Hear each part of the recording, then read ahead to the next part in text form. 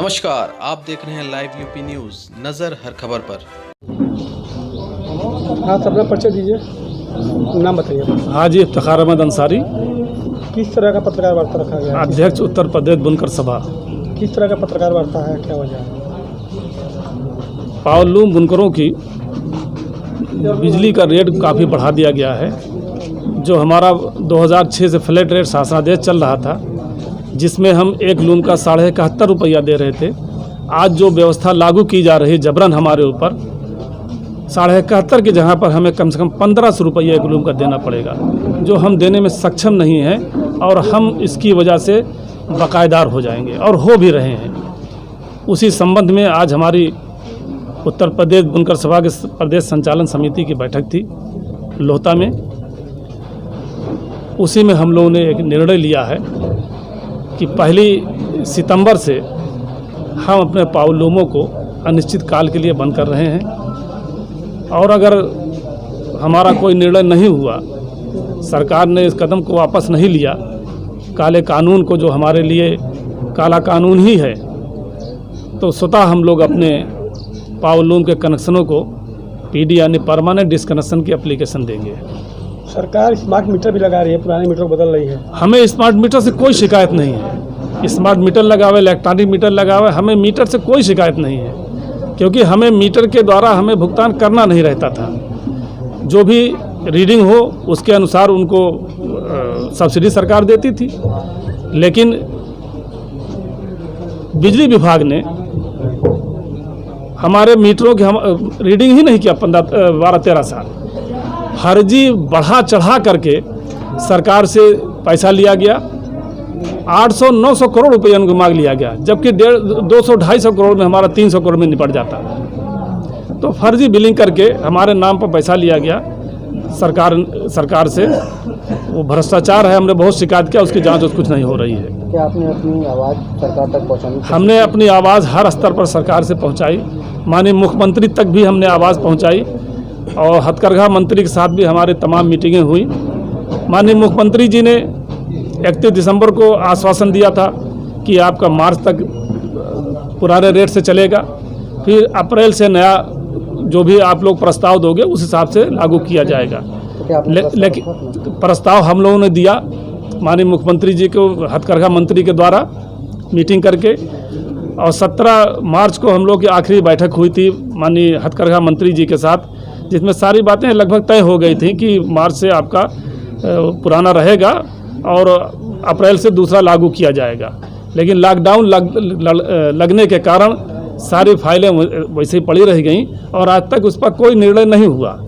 फिर पुनः मैं अभी 7 जुलाई को मैं खुद माननीय मुख्यमंत्री जी से मिला था, उसमें भी उन्होंने फिर वही बात दोहराई कि हमने इस शासनादेश को, नए शासनादेश को रोक दिया है, आपका कोई उत्पीड़न नहीं होगा, कोई आपको परेशान नहीं करेगा।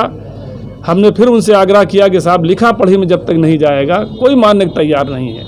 आज तक उसके मुख्यमंत्री जी के आश्वासन के बावजूद आज तक कोई हमें उस पर कार्रवाई नहीं हमारे लिए की गई, और हमारे जिसके कारण विद्युत विभाग हमारा उत्पीड़न कर रहा है।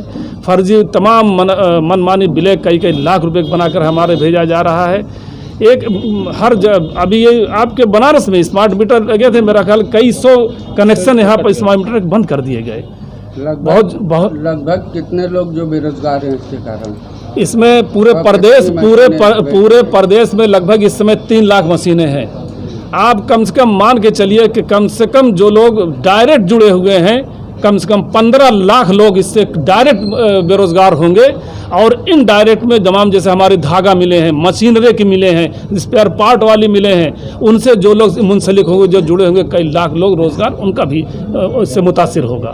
15 लाख तो डायरेक्ट लोग जो बिल्कुल सड़क पर आ जाएंगे, जो पावरलूम व्यवसाय से जुड़े हुए हैं, जो हमारे यहाँ लूम चलाते हैं, वो कारीगरी करते हैं, वो 15 लाख लोग इस पर खाली एकदम सड़क पर आ जाए उनके सामने। संकुल में आपको जो डायरेक्ट बेचने का दिया गया था जी, उससे आप लोगों को कोई लाभ मिल रहा है? कुछ कहाँ से कोई ऐसा हम लोग कहीं नहीं। अब जैसे हमने तो सुना यहाँ पर कोई क्या बुनकर हाट क्या कुछ बना है, बनारस में कुछ बना है, फैसिलिटी सेंटर नहीं, फैसिलिटी वो क्या कामन फैसिलिटी पता नहीं क्या सेंटर बना हुआ है। हमने यहाँ पता लगाया, लोगों ने कहा कि कोई नहीं, वो हाथी के दांत है, कहीं कुछ नहीं है, कोई बयान नहीं आता, कोई चीज़ नहीं है, कोई चीज़ बुनकरों को नहीं मिल रही है।